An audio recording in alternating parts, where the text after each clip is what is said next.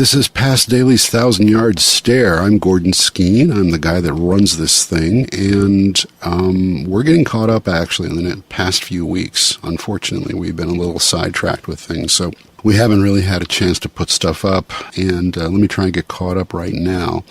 So let's start with Sunday, August 26th.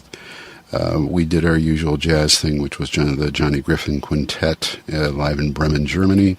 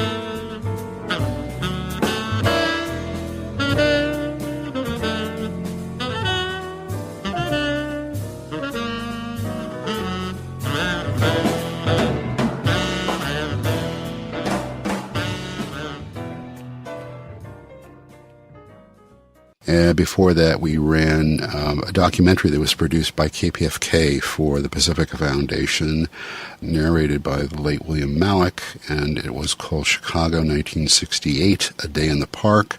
It's a fascinating documentary about the Chicago Democratic Convention. If you missed it, if you weren't there the first time, check it out this time. So I'll just play a little taste for you and then come on over and have a listen to the rest of it. Now America has had its city wars. All it needs now is its ruins. Of course, there are plenty of ruins in Chicago all over. It's called urban redevelopment. I met a live photographer today who was attired in a crash helmet, and I thought it was sort of amusing. I don't think so anymore. I don't really think it's any good. There's no use having crash helmets, because you not only have to have a crash helmet, you have to have a gas mask.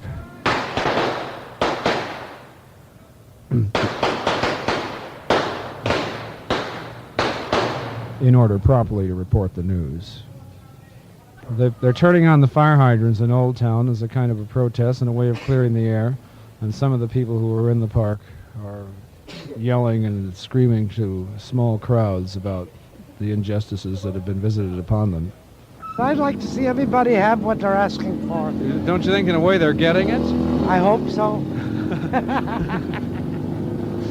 That was a resident who was leaning on her iron railing in her apartment house, which she owns a block from the park, where the fumes have more than drifted. Police have just cleared the street now. A patrol car policeman with rifles has gotten out at the corner, and they're standing on the corner holding their rifles.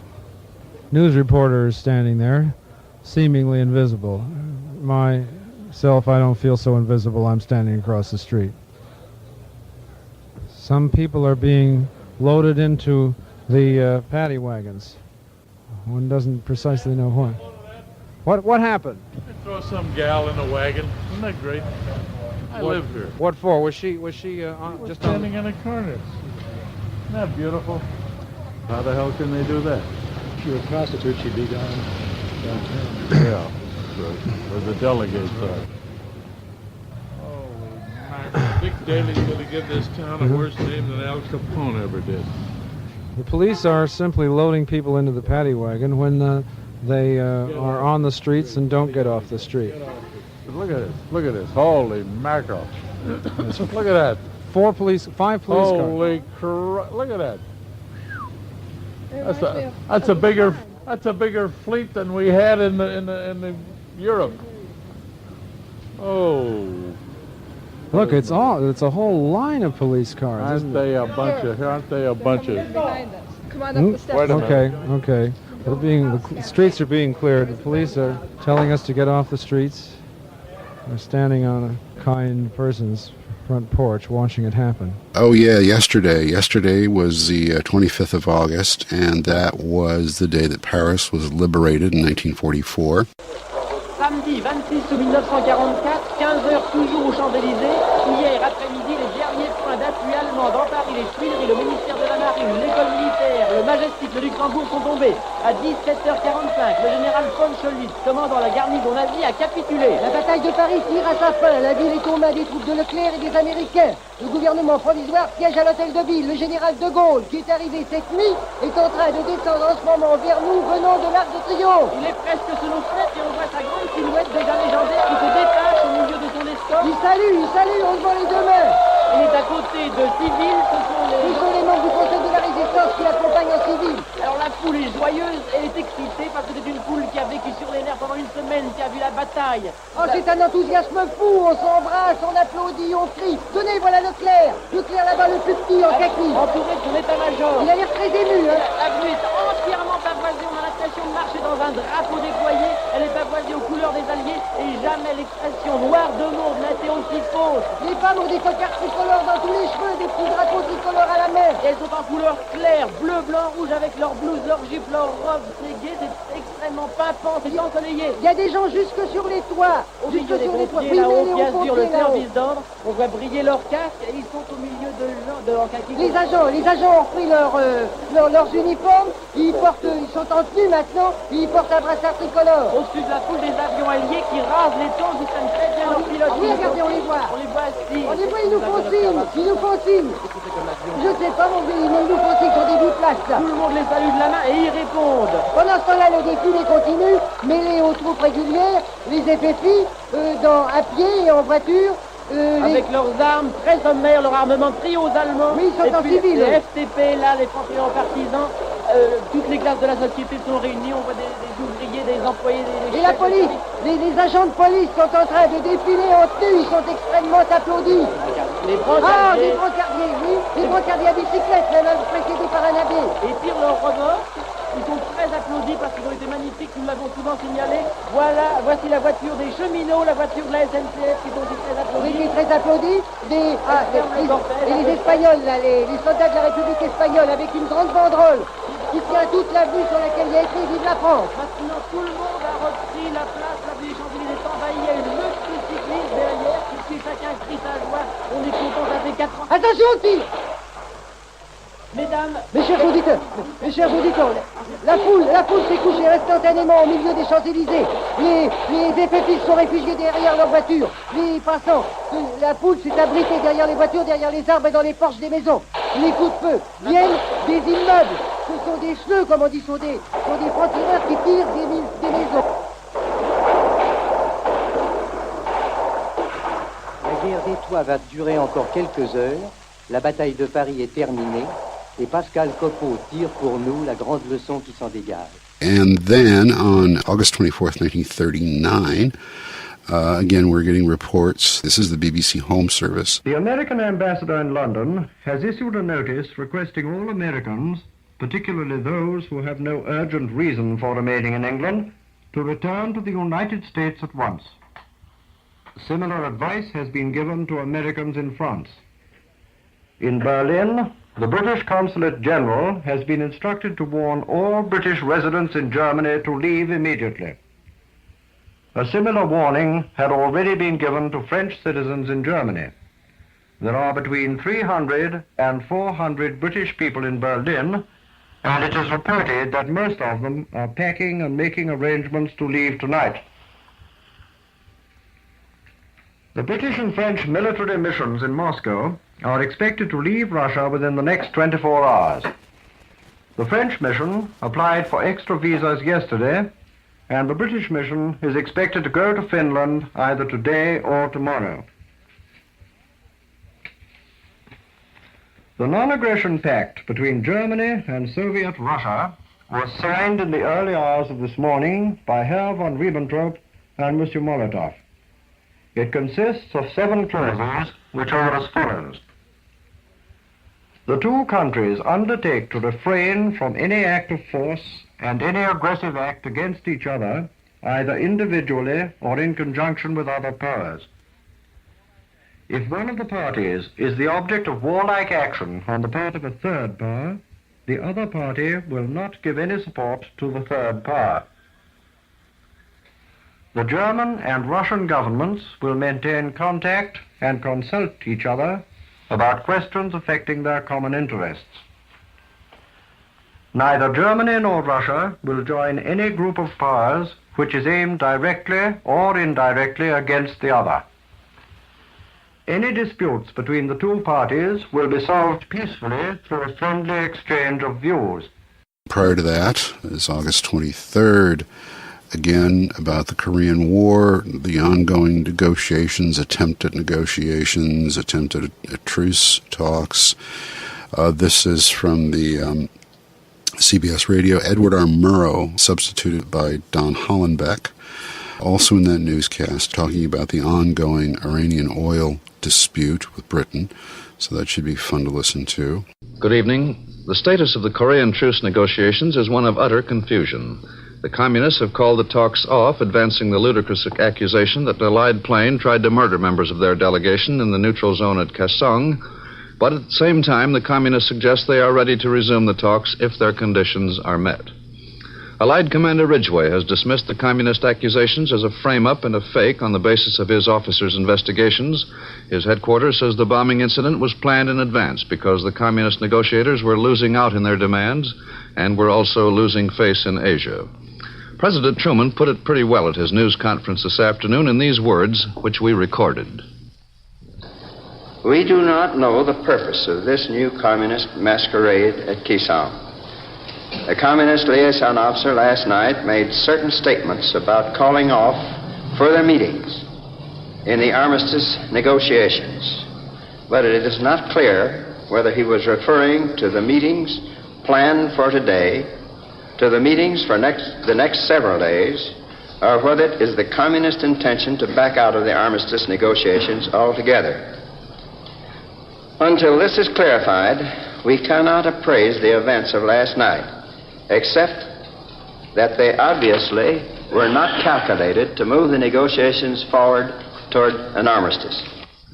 Obviously not calculated to move the negotiations forward toward an armistice is right. If the Chinese and North Koreans are following the orthodox communist policy of confusion and misdirection, they have achieved a situation that Comrade Nikolai Lenin himself might have applauded. With the accusation that the Allies are assassins comes the expressed hope by the Chinese and North Koreans in these words that the armistice negotiations will proceed smoothly and that a just and reasonable agreement acceptable to both sides will be reached. Our Wednesday anti-road rage concert from, that would be the 22nd, features Lauren Moselle with Jeffrey Siegel and the Cleveland Orchestra in a 1978 broadcast featuring music of Dmitri Shostakovich and Igor Stravinsky. That one's a good one. Also on that day, actually it was from August 16th, 1935. Here's a portion of a memorial for Will Rogers and Wiley Post. Will Rogers was a great American humorist, and Wiley Post was a famous aviator, and they were both killed in Alaska on August 15th of 1935, and this is a memorial, a broadcast memorial from August 16th. A lot of interesting voices in that one, so that's about an hour's worth, so you might want to have a listen to that one. Will Rogers was proud to be a part of the American theater, and the American theater in the voice of another of its great immortals, George M. Cohan, speaks its golden opinion of Will Rogers. Mr. Cohan. I didn't know Wiley Post personally, but I knew hundreds of his friends, and to them I offer my deepest sympathies. I did know Will Rogers. I was not as close to Rogers as a great many other men in the profession, but I knew him quite well. At least I knew him well enough to know that if he had his life to live over again, he'd live that same life over again, from the very beginning to the end. Because Rogers was a natural. I think that Will Rogers was the most natural man I ever met. He was a natural humorist, a natural actor. He was a natural success. I heard a great man of the theater at a dinner one night, a dinner tendered to Will Rogers, say that he considered Will Rogers the most successful success he had ever known. And he qualified that statement by adding that he had never met a member of the theatrical profession who envied Will Rogers' success. In the entire history of the American theater, I venture to say that there has never been a man better liked, or more loved, more highly regarded than this great American man we're paying tribute to tonight. They need build no monuments for Rogers. He built his own, thousands of them in the hearts of the great American public. When the angels ask Rogers to tell them all he knows about this great world that he has just left and to which he meant so much, I feel sure that he'll reply by using that famous lead-off phrase of his, "All I know is what I've read in the papers." And then the angels will smile, and he'll smile. Rogers will smile. Rogers will be right at home with the angels. He'll be a natural there, too. May God rest his soul. Thank you, Mr. Cohan. Okay, and then we have August 22nd, 2002. Headlines at 6 o'clock GMT. Suspected Muslim rebels in the southern Philippines have beheaded 2 of the 6 hostages they seized earlier in the week. The British charity Oxfam has accused the European Union of preaching free trade but practicing protectionism by excluding sugar imports from developing countries. And U.S. officials say a guilty plea by a former Enron executive is the first step towards bringing to justice those responsible for widespread fraud within the giant energy corporation. Also in the program, the controversial German filmmaker Leni Riefenstahl, who documented the rise of Hitler and the Nazis in the 1930s, is 100 years old today. All to come from the BBC in London.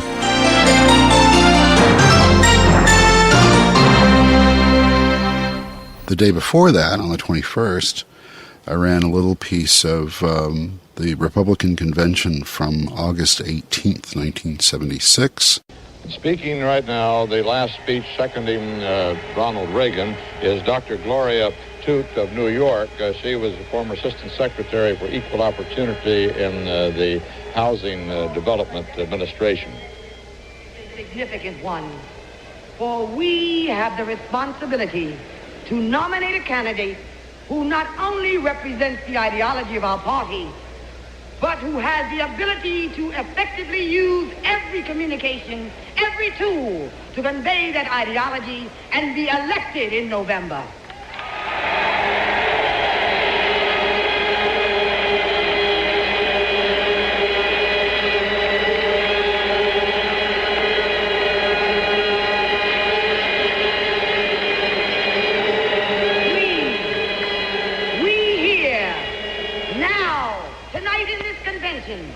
Have the power to raise the flag around which the majority of Americans, regardless of party, truly wish to rally.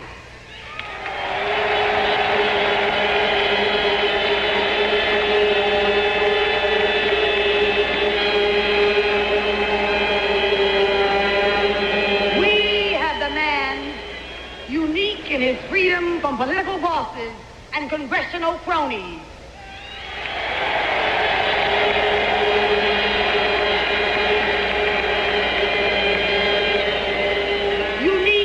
Among candidates, because in his time in office, he showed us he has the formula and the strength to make government once more the servant of the people.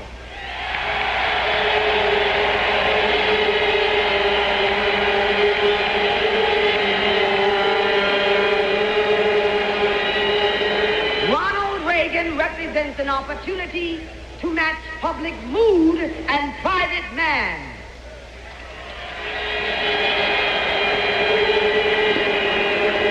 He represents the public view that is predominant in America today. Only his bandwagon can overtake the Carter lead.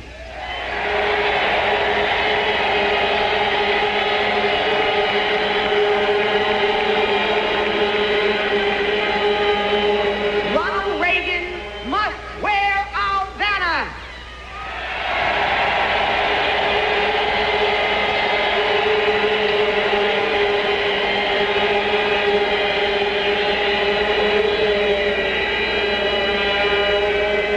For he will provide the leadership of one who can dream and accomplish the impossible and forge solutions for the varied and complex needs of our nation. I proudly second the nomination of Ronald Reagan.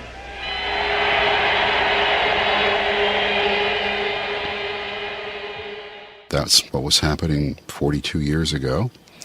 Also, on the 21st of August, we had the newscast. We're talking about the Dan Quayle factor.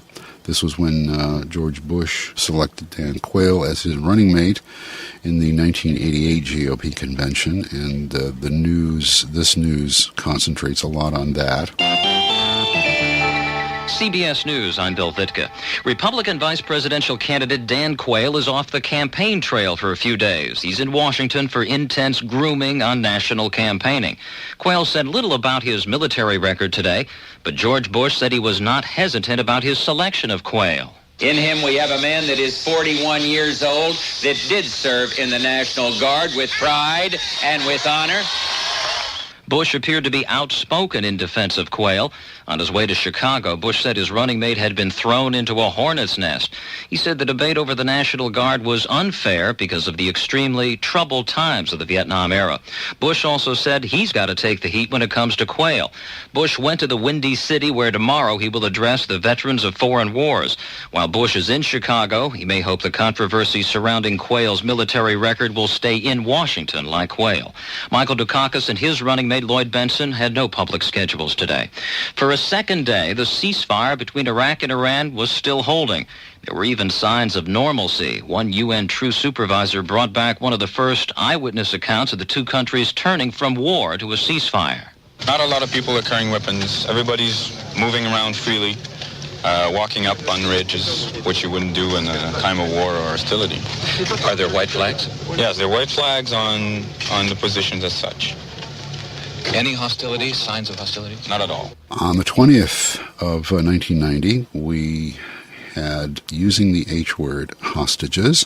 And this was when, August 20th, 1990, was when the Gulf War was getting into the heating up stages. This is ahead of Desert Storm for all of those of you who took part in that, and if you remember it, you remember it was a long build-up, but on August 20th we had the hostages. No, they're guests. No, they're hostages, and on and on and on. So that was what was happening. CBS News, I'm Randy Riddle. Leaders who use citizens as pawns deserve and will receive the scorn and condemnation of the entire world. President Bush addressing the VFW convention in Baltimore. We've been reluctant to use the term hostage, but when Saddam Hussein specifically offers to trade the freedom of those citizens of many nations he holds against their will in return for concessions, there can be little doubt that whatever these innocent people are called, they are in fact hostages. Mr. Bush going on to say he will hold Iraq responsible for the welfare of those hostages. It's the first time that he's used the H word. The list of Arab nations joining the anti-Iraq military alliance got longer today as Defense Secretary Cheney continued his travels through the Persian Gulf. CBS News correspondent Bill Lynch reports from Oman.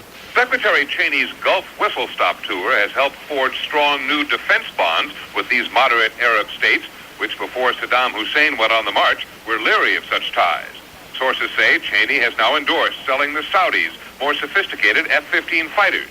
In the United Arab Emirates, he went public with the presence in Abu Dhabi of the first U.S. military unit. President Bush has emphasized that our defensive efforts of the past few weeks apply to all of our friends in the Gulf, including the United Arab Emirates. We are committed to stay in the region as long as we are needed. Similar pledges are expected from Oman and Qatar. Tonight, Cheney goes to Jeddah, Saudi Arabia to see King Fahd, and tomorrow he'll stop briefly in Cairo on the way home. Bill Lynch reporting from Oman. The State Department is advising American citizens to avoid non-essential travel to Jordan and Yemen, and it says Americans already in Jordan would be well advised to leave.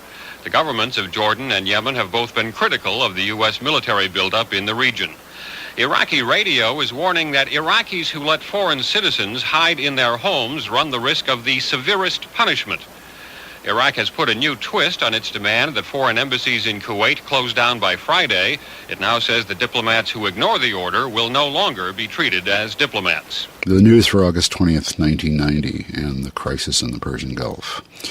Okay, and now we go back to that Sunday, the previous Sunday, and we had, for our past daily weekend gramophone, we had a rehearsal performance by Serge Koussevitzky with the Boston Symphony, rehearsing Vaughan Williams, and that was a fascinating half-hour clip.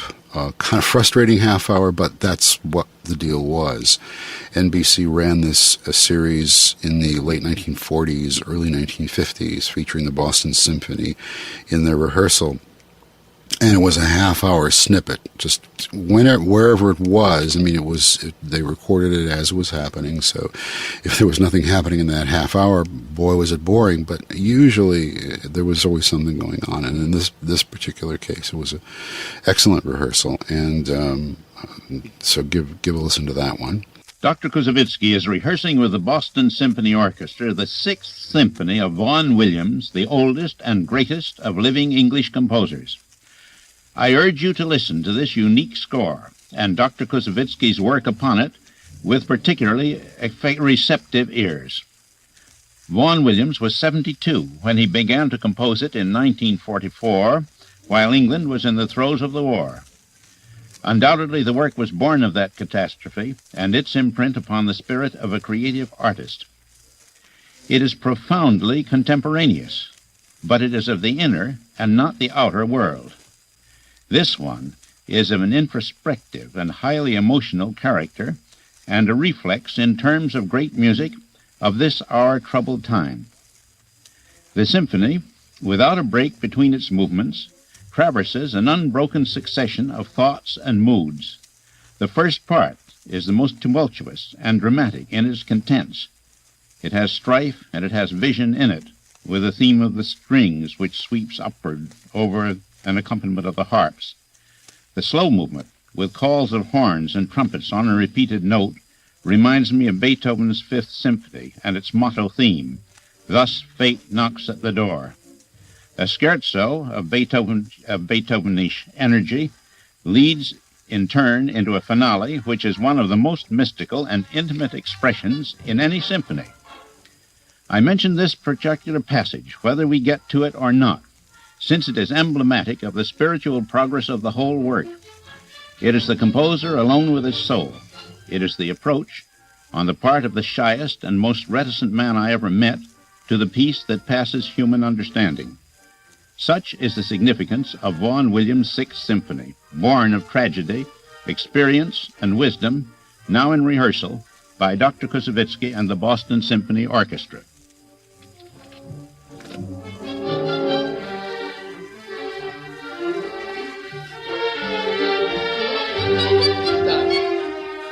We don't need that.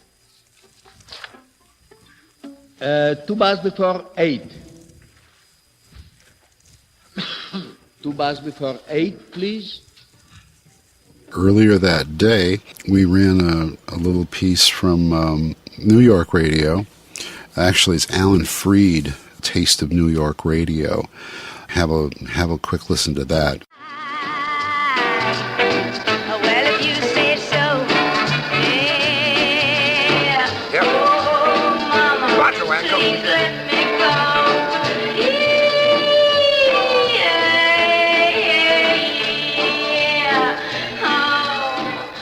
Oh, baby. That's our little blonde bombshell, Joanne Campbell. Boy, a great rhythm on that one, too. Mama, can I go out tonight? We've got some lineup for you in our fabulous show at the Brooklyn Fox beginning on March 27th, headlined by Fats Domino and his fabulous New Orleans band, Jackie Wilson, Bobby Darin, Jimmy Clanton, Dwayne Eddy and his band, Tommy Leonetti, Larry Williams, the Cadillacs, Joanne Campbell, Thomas Wayne, Sandy Stewart, the Mellow Kings, the Skyliners, Dale Hawkins, Joe Medlin, and for the first 4 days only, the fabulous Fabian, and the Alan Freed 18-piece band starring Sam the Man Taylor, Georgie All, King Curtis, and Earl Warren. So don't miss it. Here's Paul Anka. All of us. Y'all, yours truly, Alan Freed here for the big deal. I lay my head on my pillow. That's the wrong side, I think, isn't it? Yeah. Would you turn it over? That's it, huh? Gee, I didn't know it started out like that. Wait a minute now. Hold it, man. It's supposed to be an up-tempo thing, Class Cutter, Dale Hawkins. Well, I don't know. It starts off slow? Who asked you? No,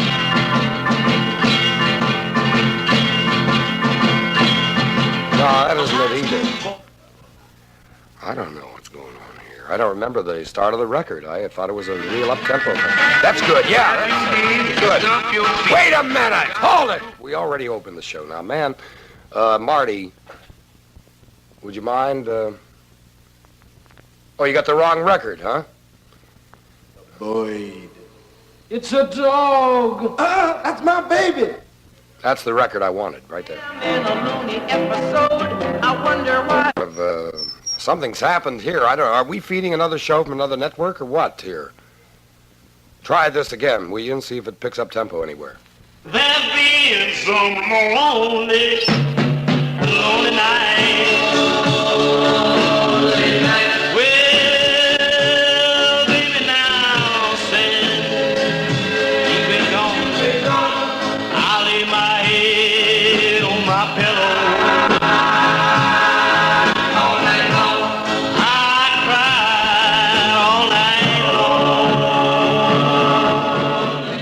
For our Sunday feature on the 19th of August, we had Bob Brookmeyer Sextet live in Norway in 1981. That was a good concert.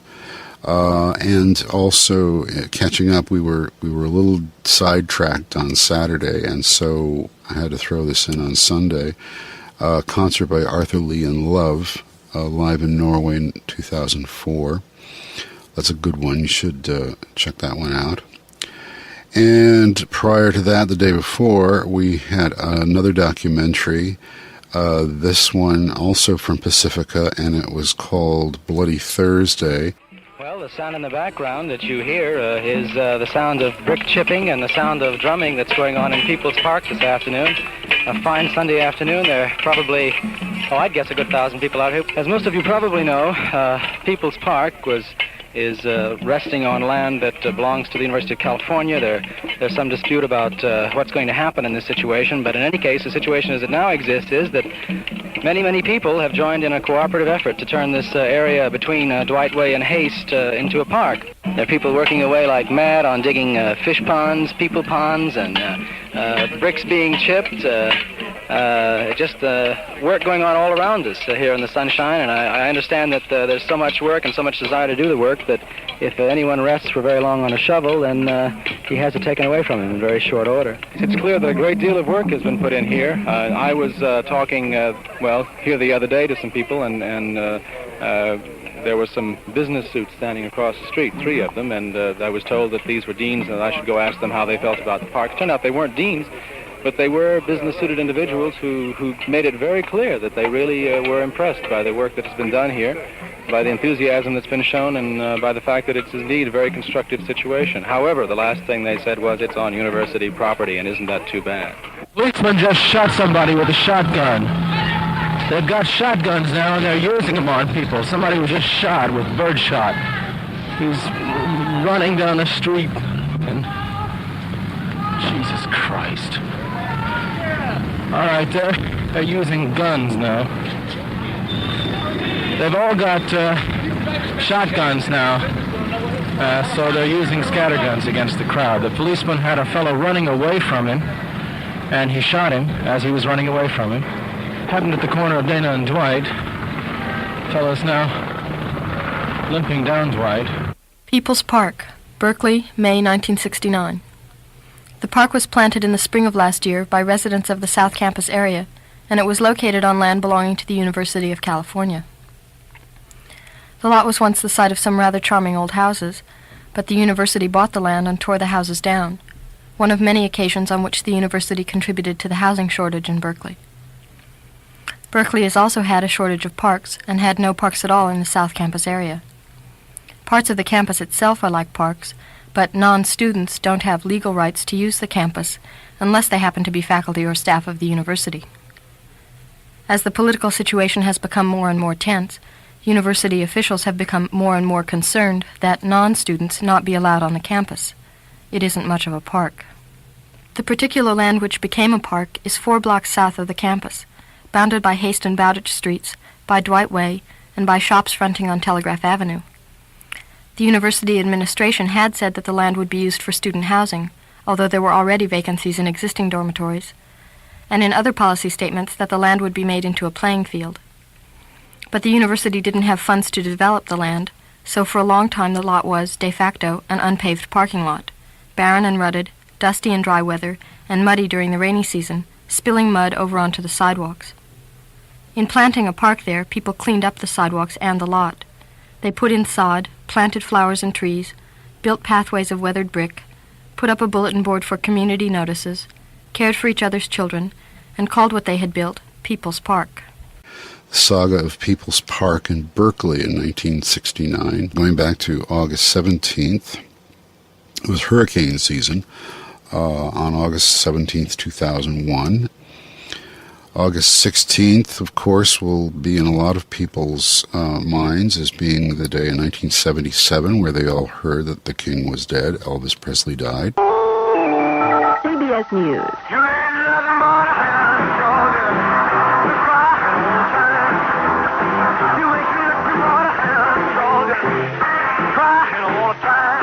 That sound characterized a decade, the rocking and rolling 50s. Today, the man whose name became synonymous with a new sound, Elvis Presley, died at the age of 42. I'm Stephanie Shelton, reporting on the CBS Radio Network, and we have a report on Presley's death from Dan Osborne of station WREC. Elvis Presley, the Mississippi boy whose country rock guitar and gyrating hits turned the music industry inside out in the mid-1950s, died this afternoon in his adopted hometown, Memphis. The popular singer apparently collapsed at his home in South Memphis and was transported to Baptist Hospital by fire department ambulance. No cause of death has been announced, but a hospital spokesman earlier said Presley had suffered respiratory distress. A later report, confirmed through the local civil defense office, revealed that Presley was dead on arrival. Presley, known as the King of Rock, had many fans here in his hometown. Most of them at this point expressed shock and even disbelief. But there's no doubt the city has lost one of its all-time favorite sons. This is Dan Osborne for CBS News, Memphis. Repeating, Elvis Presley is dead at the age of 42. And then we go prior to that, on the 15th of August, the news of the goings-on in Capitol Hill in 1978, a busy day. And then we go to August 14th, the Great Northeast Blackout of 2003. CBS News Update. I'm Steve Knight. More than 5 hours and still no electricity in New York City and much of the East. Today, our country, a major portion of our country, was affected by a rolling blackout. President Bush tells reporters in San Diego that he's working with federal officials to make sure the government's response is quick and thorough. This was not a terrorist act. Canadian authorities blame a lightning strike on a power plant near Niagara Falls for causing the blackout. Tom Puckett from WBEN in Buffalo checked it out. A National Weather Service meteorologist says There was no lightning anywhere near western New York, not near Buffalo, not near Niagara Falls, New York, or Niagara Falls, Ontario, for that matter. A meteorologist with the National Weather Service says the closest they could find lightning by using radar and observations was the Chicago area. New York's mayor says it will be several hours before power can be restored. Until then, it's the darkest night in New York City since the last blackout in 1977. Convenience stores all through Midtown Manhattan doing a booming business. Some of them, for security reasons, aren't letting customers inside the stores. Instead, they're blocking customers at the door and bringing beer and water and other items out to the customers outside on the sidewalk. CBS News correspondent Cammie McCormick. The outage reaches into Ontario and as far west as Cleveland. New York Governor George Pataki says more than half the state lost power. And then we have an interesting recording from the Watts riots of 1965. It's a broadcast from KMPC, their initial broadcast of the riot, the riot beginning. The Los Angeles Police Department and California Highway Patrol officers are having a difficult evening. In the general area, we'll still leave out the location. There's no point in emphasizing, pinpointing it, but in the general area of southwest Los Angeles, California Highway Patrol officers encountered a rock barrage from a number of citizens in a housing project. At the present time, some of the citizens are still moving across the street in a rather hostile manner. Some vehicles have been hit. California Highway Patrol car just up alongside. Wendell Broshkoff are here talking with Sergeant Len Broaddus of the California Highway Patrol. And Sergeant, I assume this vehicle over here, California Highway Patrol vehicle, the window knocked out was down in the area, is that correct? Yes, that's right, in the immediate vicinity of the area that where originally broke out. Yeah, that bottle, rock, what went through there, do you know? It was a rock, yes. I see the officer's okay, so... Yes, no injury to the officer. Now, I understand we have a number of citizens, let me rephrase that. We have probably 3 or 4 citizens that have been injured here by flying debris traveling through the area. Yes, that is correct. Sergeant, maybe you can confirm this. As my understanding, that one woman and her youngster was hit by flying debris and has been taken to a hospital. Yes, that's what I understand. Thanks very much. What is the plan, to hold your boys on the perimeter until... yes, in the immediate area until the situation settles down somewhat. Fine. Thanks a lot, Sergeant. And that said, we've purposely left the address off. As we stated originally, it would serve no useful purpose bringing people into the area. But both California Highway Patrol officers and members of the Los Angeles Police Department having a very difficult problem in southwest Los Angeles. For KMPC News, Don Reed. Well, this is the situation as we stand here on a main street somewhere in southwest Los Angeles. We've avoided the location for the very reason we didn't want to draw any more people into the area. We've been using the word civil disobedience pertaining to this incident. However, I think perhaps we can go into the word now of at least a small riot. What we have, about 3 blocks of a main street in this particular section. There's a scene of rock throwing. Officers have been injured, 3 of them, none seriously, although I did see one officer that was struck in the arm. He's been taken to Central Receiving Hospital. Numerous police cars have been damaged. 5 different civilians who moved through the area here, having no particular association with the incident, were struck by flying glass. They, too, have been taken to the hospital. We notice one person is being arrested over here. I don't know the cause. He's just putting the handcuffs on him now. But the crowd is very unruly, and, of course, down this main street here for 3 blocks, it's what we might call no man's land. That is, as far as policemen and newsmen are concerned. So the situation as it stands, we just talked to Inspector Lee. He has every available man in the Los Angeles area circled here. His particular plan is simply this, to seal off the area so that no more people can come in or go out. As we say, we have a major incident, and we've avoided the actual location in the hopes of not drawing any more people into the area. And that's it as we stand here looking out over a line of helmets, nightsticks, and a rock-throwing crowd. Covering for KMPC News, Don Reed. And then we had August 13th, 1990, where the Persian Gulf situation was heating up. Iraq's Saddam Hussein has tried to test the embargo on his oil to no avail. He sent a tanker to the Saudi oil terminal at Yanbu on the Red Sea, but there were no tugs to help it dock, and Saudi officials turned it away. If it had been able to load, there may well have been a U.S.-Iraqi confrontation at sea, now that the Bush administration has agreed with a request from the Kuwaiti government in exile to interdict Iraqi oil tankers. This is Bill McLaughlin in Cairo. The West is tightening its noose around Iraq. This morning, the lead warship of the 7-vessel-strong French task force steamed through the Suez Canal on the way to the Gulf. After the U.S., the French will have the largest naval commitment there. The French flagship is the carrier Clemenceau. Aboard are 40 helicopters armed with rockets and missiles, which could also be used for evacuating civilians from any potential war zone. The French will operate independently from the U.S. command, but Paris has promised it will cooperate closely with Washington. Also on the way to the Gulf are warships from Great Britain, Australia, and Canada. While the blockade formally starts only today, severe shortages have already hit Kuwait. Refugees coming from the occupied country say there are severe shortages of food, fresh water, and of all things, gasoline. Bill McLaughlin, CBS News, Cairo. This is Linda Tyra in Kennebunkport, Maine. The Bush administration is tightening the noose. It says it will stop Iraqi oil shipments after receiving an official request from the exiled Emir of Kuwait to enforce sanctions against Iraq. President Bush says despite how others may interpret it, he believes under Chapter 7 of the UN Charter, the U.S. has the authority to block Iraqi oil from leaving the Persian Gulf. No point getting into all these semantics. The main thing is to stop the oil from coming out of there. That's what we're doing. Going to do. The president, who is watching the Persian Gulf events from a working vacation in Kennebunkport, said he believes all shipments to and from Iraq can be stopped, including food shipments. Meanwhile, the administration has flatly rejected proposals by Iraq's Saddam Hussein to pull out his forces from Kuwait, but with strings attached, including Israeli withdrawal from the occupied West Bank. Linda Tyra, CBS News, Kennebunkport.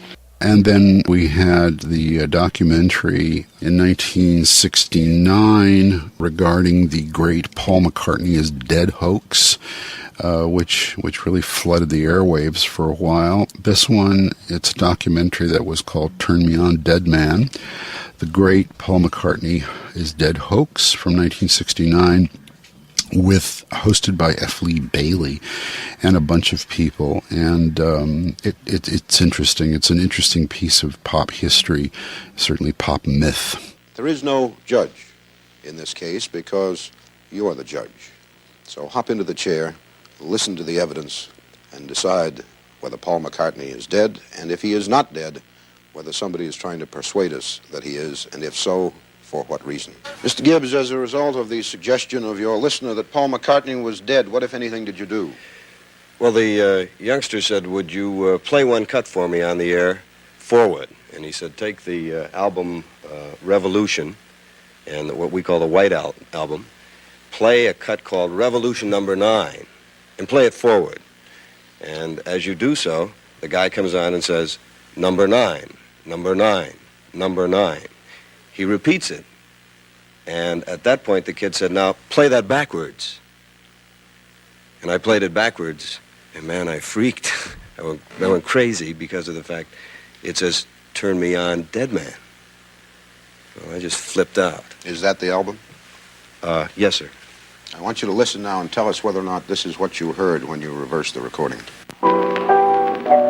Number 9, number 9, number 9. Number 9, number 9, number 9, number 9, number 9, number 9.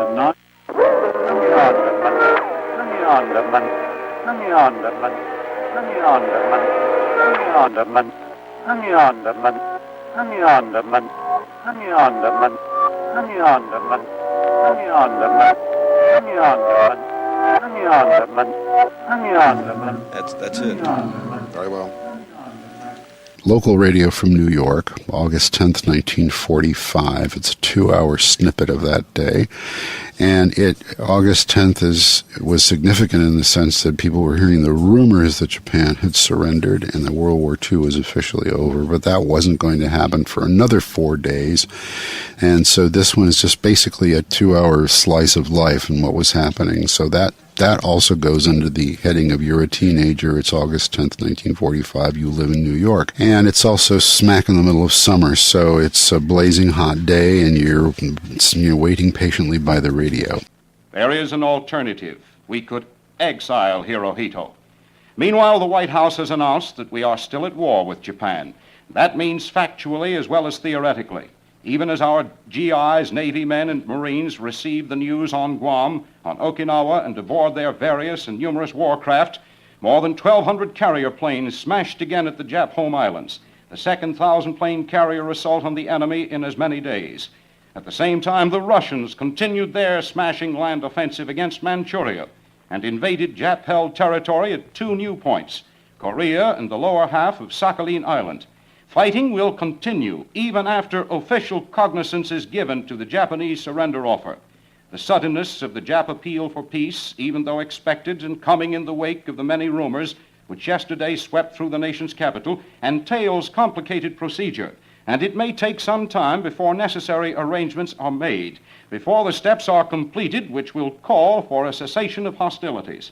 But meanwhile, the unprecedented, powerful, combined Allied war machine, the like of which the world has never known, will continue to grind over the Japanese, will continue to smash and roll over the fanatical enemy who tried to overcome the forces of freedom and justice.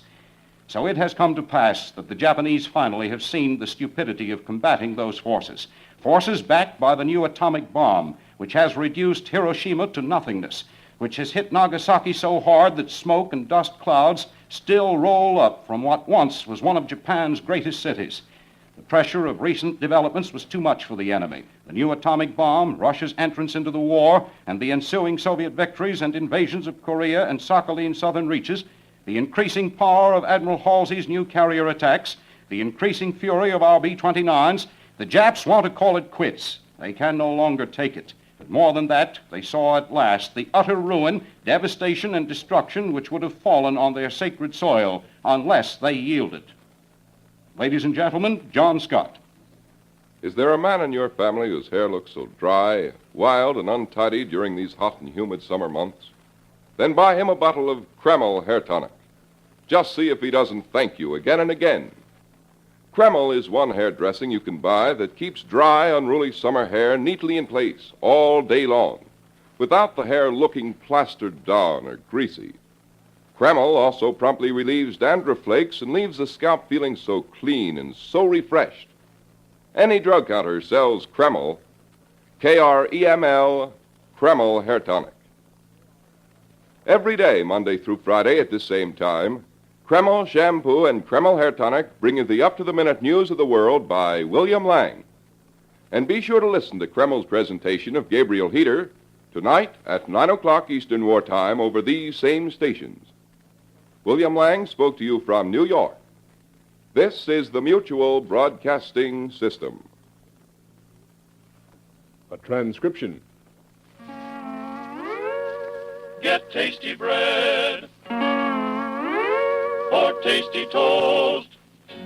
For toast you like the most, get tasty bread or tasty toast.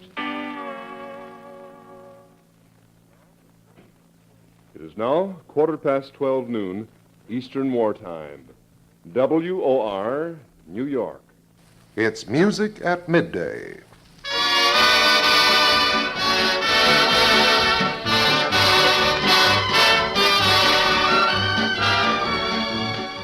A 12:15 and time for 15 minutes of transcribed music at midday. A quarter hour of music for your noontime enjoyment.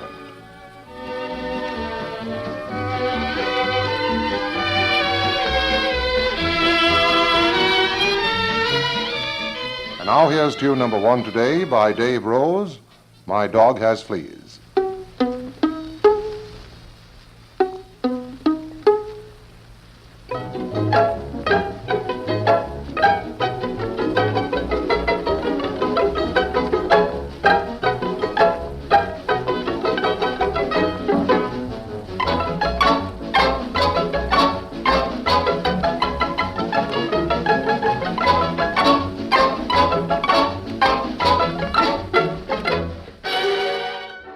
That really should get us up to, this should get us mostly caught up. Anyway, I really thank you for your support over the past couple of weeks. It's been encouraging, and I've gotten a lot of feedback from you. what I'm thinking about doing is actually doing different stuff other than what's being posted on the website itself, because I know a lot of you go to the site and you also listen to it and download it, so you might want to hear something a little bit different. So what we're probably going to do in the next couple of weeks is try different things, run different things on the podcast that you're not going to hear on the website, which will just keep everybody all interested in listening and coming back. So anyway, until that happens, and that will be next week, touch wood, we won't be overwhelmed by work. This is Gordon Skeen, and this is Past Daly's 1,000-Yard Stare. Until next time.